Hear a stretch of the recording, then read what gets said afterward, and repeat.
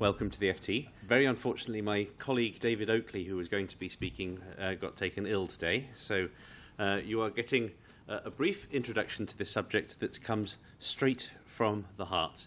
That being said, when we're talking about the issue of trust among investment managers, it's very clear, palpably clear, that there is a huge issue of trust or lack thereof among asset managers. Everybody I speak to in the industry, I think, is acutely aware of it. It's a subject that recurs and recurs and recurs.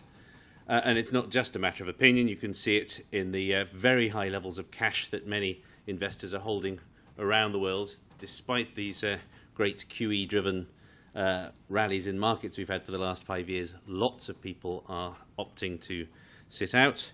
And you can see it in a different way from the huge build-up in ETFs. Perhaps the single most interesting change in the investment landscape post-crisis is that the passive model, the ETF model, has really become dominant.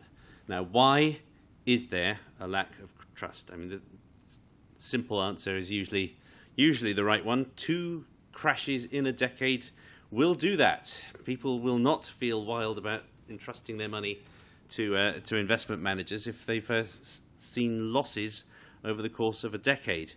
But it's not just, of course, that there were two crashes so close together by historical standards. It's also that active managers, the kind of conventional managers in which most people's money, retail money, was invested, did particularly badly and then failed, and have failed significantly and persistently to beat the index post-crash.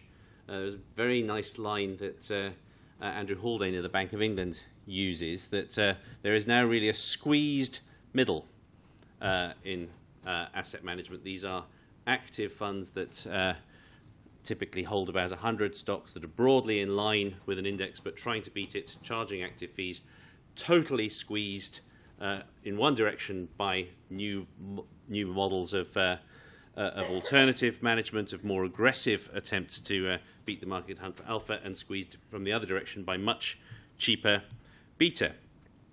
And I think the fundamental reason why the squeezed middle is being so squeezed is because it should be, because there frankly is no justification whatever for a traditional actively managed mutual fund in this day and age. Truly none, if it's going to charge typical active management fees as they have been up until now.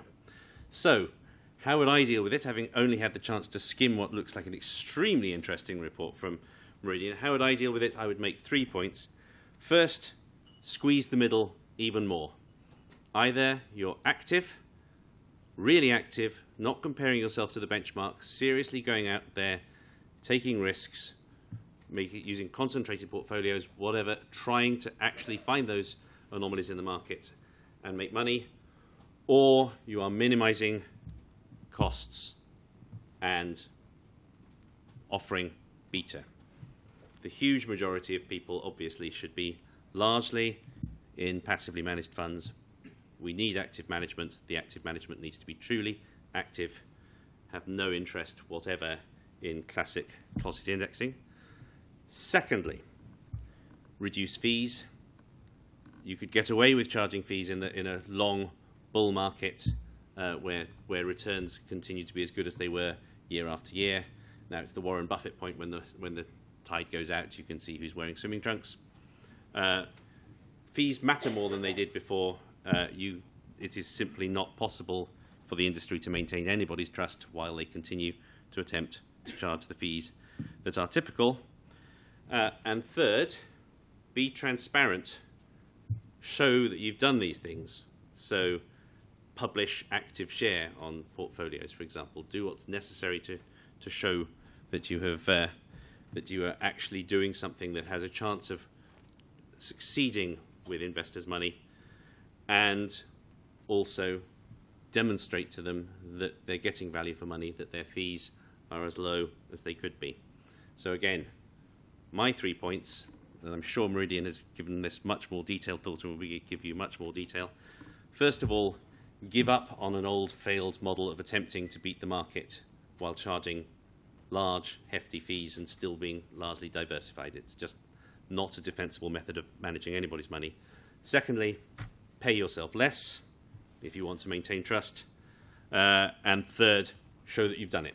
Be transparent. People will trust you that much more. Thank you very much indeed.